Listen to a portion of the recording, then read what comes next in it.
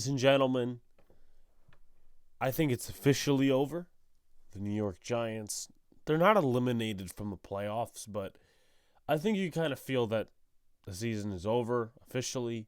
No more hype trains, no more this and that, just more evaluation going forward. Welcome back to the Big Blue in the Bronx podcast. Hit that like button for me, subscribe, comment, do all the good stuff, turn on post notifications so you know when a live stream pops or a video drops. Appreciate you all coming back. Share this out. Do all the good stuff again. We're working hard here. We're doing a lot of different things. Heading into 2024, we're going to the Senior Bowl and doing media interviews and all these other different things. So hit the subscribe button, hit the join button, do all the good stuff. So, not surprisingly, the New York Giants lost to the New Orleans Saints on Sunday. They lost 24-6. They didn't score a single touchdown, which, kind of brings us back to this centric point that whole Green Bay game was a complete anomaly for a lot of reasons offensively. And, defensively, there's some moments, but offensively, you just kind of know, hey, that whole thing against Green Bay, the whole facade, was a complete anomaly. And now it's played into the fact that the season's basically over. You play Philly, you play the Rams, you play Philly again. And the Giants have to beat all these different teams and have to hope for all these different chances to get that 7 seed. Tommy DeVito, of course, will remain the starter. Tyrod Taylor, he'll still be the backup unless Tommy DeVito gets injured. There's going to be some evaluation about this game, and we'll talk about some stuff afterwards on the outlook because, there's no, hey, maybe the Giants could do this. I'm pretty sure a lot of the fan base now is recognizing that the season is over. The hype trains are over. Time to, if you want to, root for tank and draft picks and all those different things. So there's that. But we got to go through team stats first. Actually, general stats, and then we'll go into team stats. Tommy DeVito, 20 of 34, 177 yards. Tyrod Taylor, 2 for 4, 13 yards. Derek Carr, 23 of 28, 218 yards, 3 touchdowns, and Taysom Hill for 1. Giants rushing attack, which we'll talk about more in depth. Not very good. Tommy DeVito, 4 carries, 36 yards. Saquon Barkley, 9 carries, 14 yards. New Orleans rushing game. Alvin Kamara, 16 carries, 66 yards. Jamal Williams, 8 carries, 24 yards. Leading receiver for the Giants was Darius Slayton, 4 receptions, 63 yards. Darren Waller, 4 receptions, 40 yards. 4 receptions, 25 yards for Wendell Robinson. And New Orleans receiving game, Alvin Kamara was the lead receiver, 5 receptions for 44 yards. Juwan Johnson, 2 receptions, 38 yards, and a touchdown. Keith Kirkwood and Jimmy Graham also caught touchdowns too. You look at the defensive side of the ball for the Giants. Jason Pinnock had the only sack. He was also the leading tackler aside from Sean Robinson. He also had a tackle for loss and a quarterback hit, TFL for Micah McFadden too. And then 2 quarterback hits, Bobby Okereke having 1. So the Giants, which we'll talk about, did not touch the quarterback. New Orleans defensive side of the ball, Tano Passanio, 3 tackles for a loss, 4 quarterback hits, and 3 sacks. So this will be his best career game, I bet. Demario Davis, 1 sack, 2 tackles for loss, 10 tackles, and a quarterback hit. Brian Breesy, rookie from Clemson, 2 sacks, 2 quarterback hits, 2 TFLs. Carl Granderson, a quarterback hit, a tackle for a loss, and a sack. That's pretty much that. So the Giants totaled, the Saints totaled 7 sacks, 9 tackles for loss, 5 pass deflections, and 8 QB hits compared to the Giants, where they totaled a sack, 2 TFLs, 2 quarterback hits, and no pass deflections at all. Moving forward, you go to the team stats. The Giants had obviously less first downs. Saints had 20, the Giants had 12. The Saints had 11 passing first downs, the Giants had 7. The Saints had 7 rushing first downs, the Giants had 3. Both teams got first downs from penalties twice. Giants were 2 for 16 on third down, which is pretty fucking bad. The New Orleans Saints were 6 for 12 on third down, and the Giants were 3 for 5 on fourth. New Orleans didn't even have to attempt. Total plays, 61 for the Giants, 58 for the Saints. Total yards, it wasn't even that much. 296 for the Saints, 193 for the Giants. Both teams had 9 total drives. Yards per play, 5.1 for the Saints, 3.2 for the Giants. And you take a look, red zone, Giants were 0 for 0 because they never made it to red zone. Not surprising. 2 for 2 New Orleans, 5 penalties, 32 yards for the Giants, 6 penalties, 58 yards for the Saints, and time possession ran down to 33-27 for the New Orleans Saints and 26-33 for the New York Giants. So, let's break into the offense here, which obviously was the main reason we lost. There's a lot of different things to break down in this segment. Let's start with the quarterback. I thought Tommy DeVito didn't play his best game. I thought there was a couple of missed throws, actually. Part of that, was due to the offensive line, but there was still some missed throws. Missing them in terms of, accuracy and missing them in terms of, not reading the field. And to be honest with you, the story's over. Nobody cares anymore. This is the brutal reality. This is New York. This is not some jingle all the way middle of nowhere where everybody's going to sing Kumbaya and da-da-da-da-da. No. Story's over, right? Nobody cares about Tommy Cutlets anymore. The media is not going to pick it up anymore. It's a brutal ending, but it's the way it is. It's the way the life is, right? We were bound to smash reality in the face at some point. I didn't take the Giants seriously unless they beat the Saints and they beat the Eagles. And even then, if the Giants beat the Saints, beating the Eagles is a tough task. It's a tall task at that. And Tommy DeVito will get playing time down the stretch, right? He's not getting benched. It's not the end of his career. But he will get playing time down the stretch, and he's done at least a solid job to where he's going to come in as a backup next year and compete for that backup job. He ain't competing for no starting job, that's for sure. I think it's going to be Daniel Jones, a rookie QB, maybe another backup, and Tommy DeVito. I think that's that. But, he didn't play well. Not all on him, but the story's over. And I said this before, a little bit of a scumbag move from Sean Stellato. And it's just like God came down and made Stellato and the DeVito, not really the DeVito crew, but Stellato, kind of hit reality in the face, made his head hit a wall. Because, I don't know if you guys heard, Darren Ravel tweeted it, that there's a pizzeria in Jersey that wanted Tommy DeVito to, come and do some promotions and some autographs and all that sort of stuff. And listen, obviously, it's going to be a lot of money either way because it's an NFL player, happens to be popular at the time. So the original price was $10K, which is something they agreed on. Within a matter of hours, I'm sure maybe in days, Sean Stellato said, no, we want $20K now. And which is real scumbag-ish because it's not like, you're doing Papa John's or you're doing this, you're doing that, It's not a big corporation. It's a mom and pop store. And, obviously those are little to none anymore, especially in New York and New Jersey. Who knows if they have good pizza? Who honestly cares? It's just about the principle of the point. And, and then Sean Stellato canceled it because the owners, I guess, didn't agree, which, again, $20,000 when you look at the grand scheme of things, is much, right? Mom and pop store, backup quarterback who's going to be in the spotlight for 30 seconds. I mean, let's be completely honest. I know the people who, love Jersey and love Tommy DeVito will probably come to his defense and all these other different things, but I just thought that was a real scumbaggy move. And then, of course, the Giants lose, so the DeVito story isn't good anymore. But, looking back on it, it seems like Stellato used this opportunity to his advantage and, tried putting the cards in his way. And I know this is off subject from the Saints-Giants game, but, dressing like fucking Junior Soprano in the first game against the Packers and then dressing like a goddamn leprechaun against the Saints. I'm pretty sure it's about the DeVito family. It's about the DeVitos. It's about the DeVito family. I mean, great that he got into the Italian Sports Hall of Fame, but I don't know. I just think he's in and over his head. So, again, Tommy DeVito, story's over. He'll come back next year and compete as backup and play down the stretch. This running game sucks. When I tell you this run blocking sucks, I mean, I think maybe there was once or twice that Saquon could have had a hole to go through. But my God, this running game sucks. I don't know what it is specifically. I think the interior is a huge issue.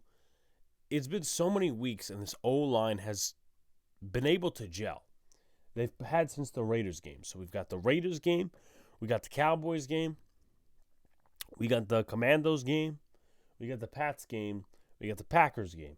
You think 5 games would be enough to gel? This has been the most consistent unit in terms of on the field this year. And the 6th game, they still don't gel in terms of running game. What is going on in that fucking room? It's just my general question, right? How do you not, practice this? Especially for the fact, or maybe even practice, get better at it. Because this is the focal point of your offense. Tommy DeVito, yeah, he threw for 34 times because Saquon Barkley couldn't run the fucking ball. Because the offensive line was getting stymied. And you know what the thing is, too, is just over the past few years, really over the last 2, you could kind of circle in on, is that bad run defenses always have a get-right game against the Giants. Last year against Seattle, the Giants had nothing on the ground. They had nothing. 0, zilch. And the Seattle run defense was absolutely garbaggio coming into that game. What do? They held Saquon to max amount of yards. I should say, a certain amount of yards. They held him to a low amount of yards. That's overall. Saquon was not a factor in the game, unless you count the touchdown that was basically gifted by the Adoree Jackson fumble. I don't get it. I seriously don't. It's not like Marcus McKeithen is playing. These guys are all seasoned vets except for Schmitz, right? I mean, Thomas, I'm not going to blame him too much, to be honest with you, because I don't think they're even running to his side. So I'm leaving him out of the equation. And then Schmitz, I hope he's getting better in the individual film. He did have a tough day, which we'll talk about. But Pugh, man, Pugh looked fucking awful. I don't sit here and try to stab at players for, certain things, but Pugh looked awful. I think it was either he was looking awful or the hamstring or whatever the hell was bothering him in practice this week. Something was off. Something was off, man. He was giving up sacks. He was giving up pressures. Not good. Tyree Phillips was dominated a few times. Bredesen, he's pretty much a backup at this point. So, I don't know. It's not looking pretty going forward because the Eagles have very good run defense, and the Rams, they'll probably dominate us against the run because either way, the Giants can't run the football worth a crap. And, I get it. There's some people out there that are, they're very much pass-first people. They're run-first people, but you can't have either when you don't have a running game or even can get a certain amount of yards. And let's see. What did Matt Breida do in this game? For anyone saying it's Saquon Barkley, 3 carries, 10 yards. His longest carry was 5 yards, so 2 carries, 5 yards essentially, which is 2-point-something yards per carry. Take out that 5-yard run. Can't do that. And again, this is going to be a big step in the evaluation process for who's coming back next year. Because Bredesen's a free agent. I don't know if Tyree Phillips is. Justin Pugh's a free agent. So, the Giants right now are looking at 3 new starters for next year. And then, I could continue this point and kind of go in the stunts and twists thing. That was consistent. It's consistent that they were getting beat on stunts and twists. And Schmitz had a couple of bad reps, definitely. But Justin Pugh, too. In pass protection, he was god-awful. He was. Let's be completely transparent about it. He would probably say it on his podcast that he was god-awful. The Giants allowed 7 sacks and 8 quarterback hits. No bueno. And there were times where Tommy DeVito didn't look good in the pocket. His presence wasn't good, and he would melt like a goddamn ice cube in the middle of Sahara Desert. But the interior was not good. The offensive line just generally was not good. And also it doesn't help that you had drop passes from Hyatt and Slayton. Now, Slayton was the leading receiver. I hated the fact that they didn't get Wandale involved till late because he could have been such an X factor on offense. He really could have. And I know I'm being picky here, but I get it. Yes, some of the wide receivers may not have gotten separation and all these other different things, but where was the quick game, right? There was a particular play where the Giants committed a false start, and there was an RPO to Robinson, and Robinson would have had room to run, but of course it was taken back by a false start. Why not go back to that essentially later in the game? Why not go back to that when you're in the game? Why do you go to Wandale essentially when the game is over, when you're down 3 scores and it doesn't mean jack shit? If you're going to do that, do it to a receiver who's not going to be here next year. This is not some bum from the fruit store or a seventh round pick that nobody cares about. Wendell Robinson, second round pick. He has the talent to be on the field consistently. Obviously, injuries are the only thing. But he's got the talent and the speed to be on the field consistently and be a threat to opposing corners. Why was he not used? Like that's one thing I'm a head scratcher for. But just not happy about that. Just not happy about that. But with that being said, we do have to talk about SeatGeek, folks. They sponsor us. If you guys haven't already, go to SeatGeek for your concert tickets. Go to SeatGeek for your tailgate tickets, for your game tickets. $20 off with the promo code Big Blue in the Bronx. It's not an abbreviated, it's just the name of the podcast, name of the YouTube channel. So we're going to talk about the defense now, which, given they only give up 17 points, they still had some inconsistencies that showed. And it shows that the Giants will need to draft a player or two on the defensive side of the football. I'll start with a little to no pass rush. 2 quarterback hits. And it's not like the Saints are some all-pro offensive line. Like, if you look at the stats, they've given up the 10th least sacks in the NFL, which is a good thing. But the thing is, you look at individual play, it's not good, right? Ryan Ramczyk was out. They played Landon Young at right tackle, who is no world beater by any stretch of imagination. You couldn't tell me that Kayvon and all these different guys couldn't get to the passer. I mean, seriously, it's just like it's a joke. This is the problem with the New York Giants. Now, Kayvon, he did cause a couple of holding penalties, so I'm going to give him credit there. And Dex, he showed up a little bit with the rush, but didn't really get any pressure.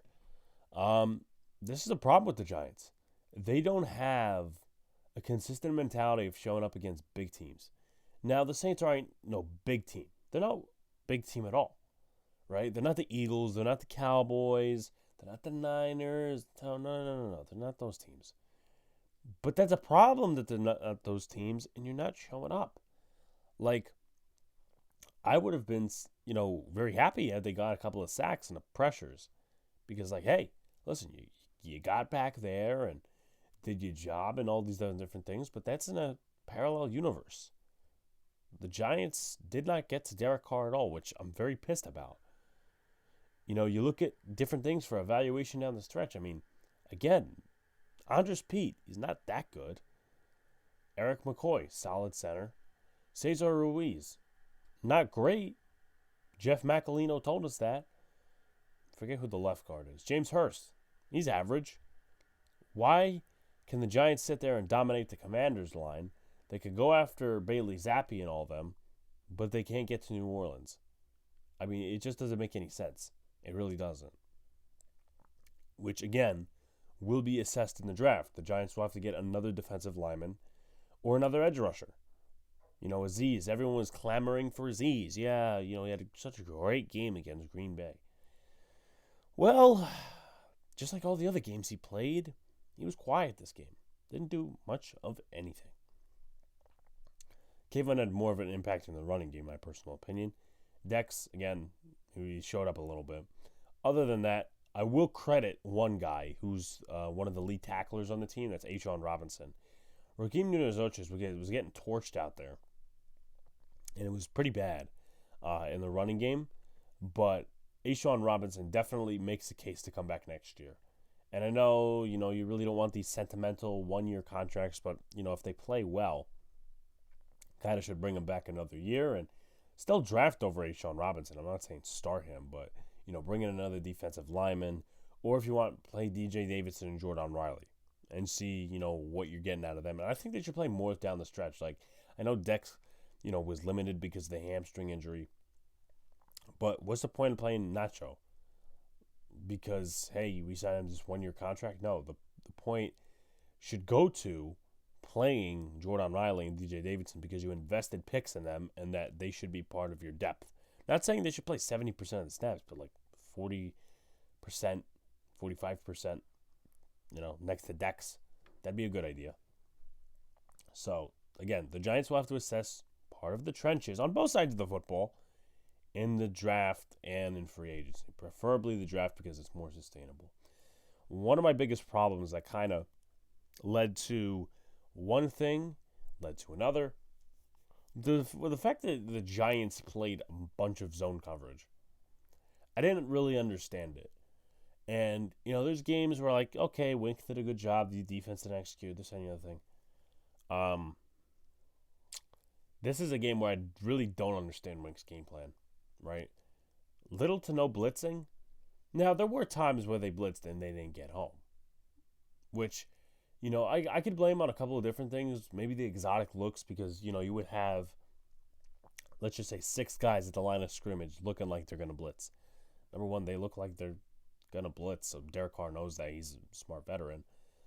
Number two is that's a look they've seen before, and if it's just everybody rushing a gap that's right in front of them, then the offensive line's going to know to pick that up. Again, one of the only ones that they didn't know was the Jason Pinnock sack, and that was really Jason Pinnock destroying Jamal Williams. But I didn't understand, getting roasted in zone coverage. We let tight ends beat us for big plays. Jawan Johnson was one of them. He had a 23-yard catch. Jimmy Graham had a touchdown. I don't get that one either. Lynn Bowden Jr. had some key receptions during the game. He was basically a nobody. He was a draft pick of, I think it was the Raiders. And then he went to the Dolphins, and now he's a Saint. But, letting these nobodies beat us, I mean, I get it. Carr only passed for 218 yards, but it looked bigger than it actually was. But at the same time, our corners were getting killed. Adoree Jackson has basically made a case, right, to where he's not coming back next year. I don't think he's coming back next year. Unless they restructured his contract and I didn't know about it, I don't think he's coming back next year. I think the Giants will need to sign a corner, draft a corner, or something along those lines to be aside Deonte Banks. I think Nick McLeod should get more playing time in the slot. If he could fit there, honestly, because Darnay Holmes, I mean, he didn't play this game, but we know he's not good. Cordell Flott seems to lack understanding of zone coverage. Is the scheme too complex for him? Is he just not IQ smart? Those are things you're going to have to really evaluate down the stretch, right? These next 3 games. We talk about the young players. That's going to be something you evaluate down the stretch. If he can't do zone coverage, maybe you're looking for a change. It depends. I don't know what they're thinking, but I would put Nick McLeod in the slot a little bit more.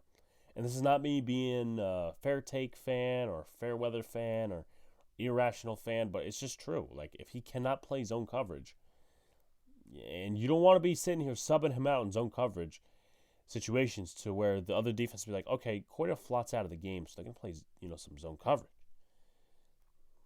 I mean, that's just something you're going to have to evaluate down the stretch, but Adoree Jackson made his case to not be on the team next year. The middle of the field, again, wide open, but the little snow blitzing really bothered me because, I get it, maybe he's trying to get on Dable's good side, but the blitzing aspect, Derek Carr is very vulnerable to pressure.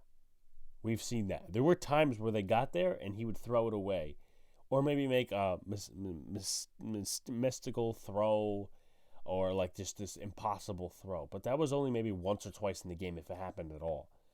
Carr was still dealing with injuries. His offensive line isn't good. So I don't understand why he wouldn't attack that portion being fucking vulnerable.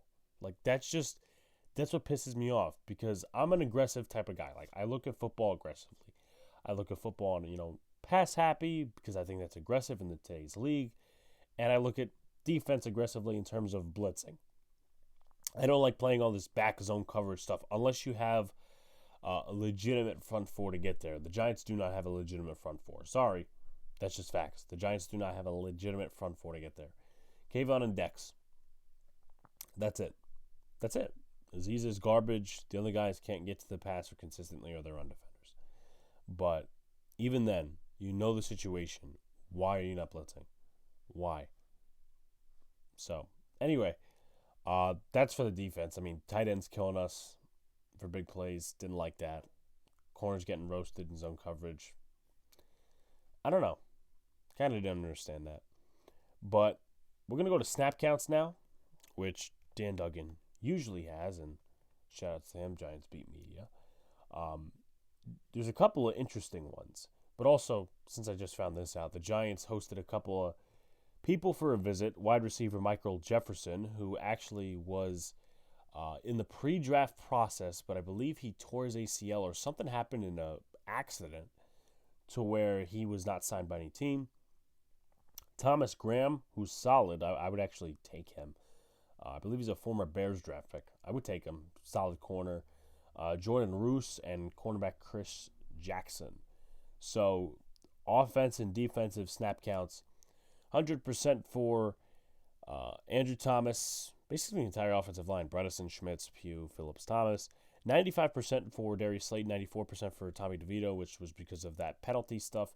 Which, honestly, I think is kind of bullshit because, I thought that was a dirty hit. I thought that was a late hit. If it was Patrick Mahomes or Dak Prescott, they would have called it. And this is not me being a homer. It's just true. If it was any big quarterback in any big situation, they would have called it. But they didn't. And then he gets checked for a concussion, which is like, okay, you didn't call the penalty. Why is he getting checked for a concussion? So Tyrod came in for a little bit. But Wan'Dale Robinson, 85%. Jalen Hyatt, 71%. 56% for Daniel Bellinger. Saquon Barkley, only 50%, which is kind of surprising. Really surprising. Because I don't know. It's not injury that's bothering Barkley. Maybe it's the thing from earlier in the year with the ankle. But 50%, that just doesn't seem like Barkley's snap count niche. Darren Waller, 42%. 39% for Matt Breida. Isaiah Hodgins at 29%. 18% for Eric Gray. He's going to need some evaluation down the stretch. 6% for Tyrod Taylor. 5% for Lawrence Cager and Sterling Shepard. 3% for Gunnar Olszewski. And 2% for Mark Lewinsky. The Giants ended up getting a penalty on the play that he was actually on. I think it was an ineligible receiver downfield or illegal formation. Anyway, Xavier McKinney and Bobby Okereke, they played 100%. Deonte Banks, 98%. 97%. Could have been 100% for Jason Pinnock, but he got injured for a snap or two. 90% for Kayvon Thibodeau. 81% for Adoree Jackson. 77% for Michael McFadden. 69% for Azeez Ojulari and A'Shawn Robinson. 60% for Raheem Njoku. 55% for Cordell Flott. 48% for Dexter Lawrence. 47% for Jihad Ward. 29% for Jordan Riley. 24% for Isaiah Simmons. 18% for DJ Davidson. 16% for Nick McLeod, which is more than I thought, to be honest. 15% for Dane Belton and 6% for Benton Whitley. So some final thoughts just to mix in here, of course. It's back to evaluation, right? There's going to be a number of guys the Giants have to evaluate down the stretch. And you would like to actually get a number and an eye for evaluation of these guys down the stretch. Like, this can't be, okay, we're going to go to next year. There's some guys that you could kind of wait till next year to evaluate. But at the same time, you kind of want to know what you have. We know what Tommy DeVito is. In my opinion, you could let him play down the stretch. Even if Tyrod started, which would be better chance for winning. Tyrod is a better quarterback. You know what Tommy DeVito is, but I guess you play him down the stretch just to see how he faces adversity against some very tough defensive lines. So there's that, right? A big guy that we're going to talk about, and he's going to be in a video soon, Evan Neal. Jury's still out on him. A lot of people are out on him, period. But, he's going to have to get some playing time down the stretch in these next 3 games. Against the Eagles at least once, and then the Rams. So he needs to buckle up, get healthy, or else we're going to be going into year 3 needing a right tackle, which is kind of the way I feel right now. I'm going to be completely honest with you. And I know that sometimes rushing to judgment is not good. But this is, the Giants can't be sitting here doing Eric Flowers type shit to where, Andrew Whitworth wanted to come in the building, but Jerry Reese said, no, Eric Flowers is good enough. Can't have that situation. You actually have to have competition for Evan Neal. And I mean solid competition. Like, bring in a solid backup. Like, Tyree Phillips, in my opinion, is not enough. Javarius Owens. The Giants may or may not extend Xavier McKinney this offseason. And not like Javarius Owens is a big-time player or is his potential to be a big-time player.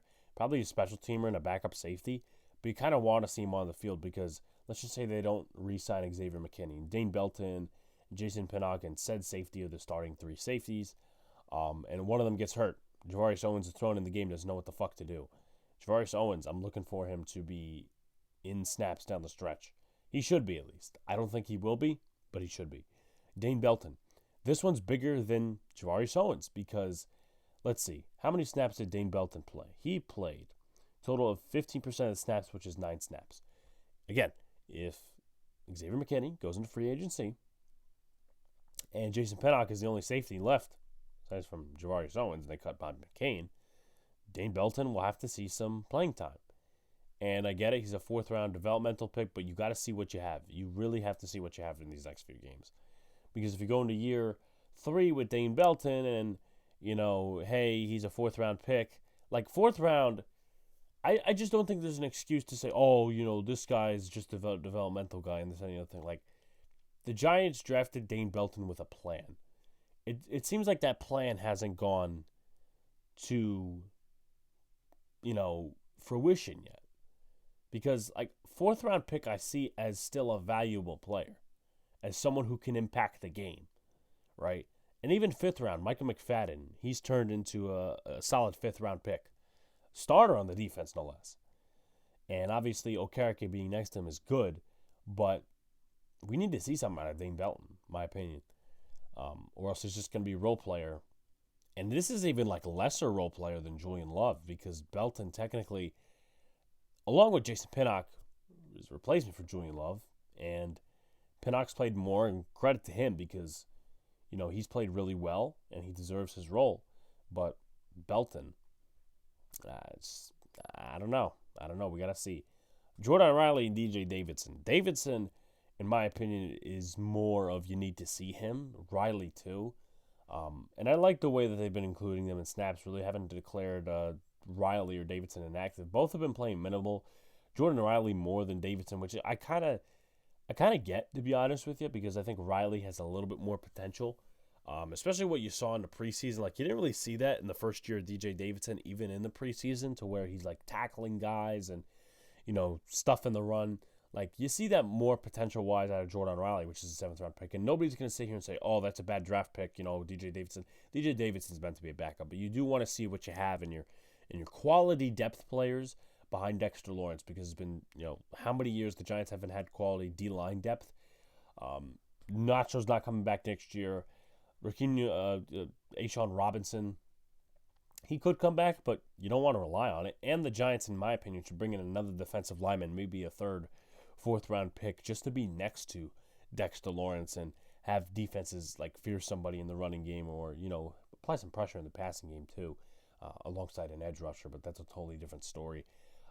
I don't think Benton Whitley, Boogie Basham, and Jihad Ward are really worth talking about. I would like to talk about Eric Gray, though, because he's a backup running back. He hasn't gotten much spin this far. Jashawn Corbin's not going to be a part of the evaluation process, unfortunately. And Matt Breida's not going to be here next year. So you don't want to be in a position where you have to get another draft pick to be put on a running back. Maybe you make it an undrafted free agent a la Keaton Mitchell. But, Eric Gray, I never really agreed with the draft pick because I always thought he was slow. And if he could be that 3rd and 1, pounded type of back, okay. But we haven't seen that yet because he's been injured and he hasn't stepped on the field too much, and the Giants haven't put him in that position. So over the next few weeks, again, tougher run defenses, I would personally put Eric Gray in there just to see what he's got. I'm not saying bench Saquon Barkley, but in those Breida reps, I think Eric Gray should get a little bit more. And I think that's it in terms of evaluating players. I mean, I went over the main rooks. I'm not going to touch on guys that are not even going to be here next year. Flott is another guy. You got to evaluate him because I think also Nick McLeod, too. I think they should evaluate him a little bit more. And usually I would say, no, he's a backup. But he has some solid potential to be at least a good slot corner or a backup. So if you want to play him a little bit more. And they played him a decent amount. I think he played 18% of the snaps. But, as far as Flott goes, he can't understand zone coverage. And if that's the case, that's a big problem. Because let's just say Wink isn't here next year. What if that guy wants to run major zone coverage? Then he is the X-Man out. Also, Jalen Hyatt and Wan'Dale Robinson. I kind of said this before. Jalen Hyatt, there's no quarterback that's going to get him the football, so you kind of understand that a little bit more. And I hate to wait to the second year to watch Jalen Hyatt actually get competent passes. But Wan'Dale Robinson is like, it's not like he's some vertical threat receiver. He's some, Stephon Diggs type of receiver and all these other different things. No, he is a second round pick, so he should be valued in the evaluation process, and he's a short yardage catch guy, right? He's going to be in those short yardage situations over the middle. You're not going to put him over the middle too much because you don't want him to get rocked by a linebacker, but there will be times, out routes and crosser routes. Those are the type of routes that Wan'Dale does really well, and sometimes you'll get some downfield action from him. But he's a second round pick. Like, I just think that, he's not going to be a number one in this league. He's going to be a solid number 2 or number 3 / slot receiver. Like, that's just going to be his niche. And the Giants really need to get the ball to him, especially DeVito. Like, that's the security blanket he should have been going to all game instead of just, patting the ball in the pocket, getting sacked by the offensive line. The Giants need to do a better job of getting him involved. And I know he's not selfish. Wan'Dale's a pretty good guy. Like, comment, subscribe, folks. Turn on post notifications so you know when the live stream pops or drops. Appreciate you coming back. We're doing more Yankee content on the channel, more Met content, more Giant content as well. We are 13 subs away from 1.7K. I want to get there by the end of the year. We got a couple of days to go. Appreciate you guys. Talk to you soon.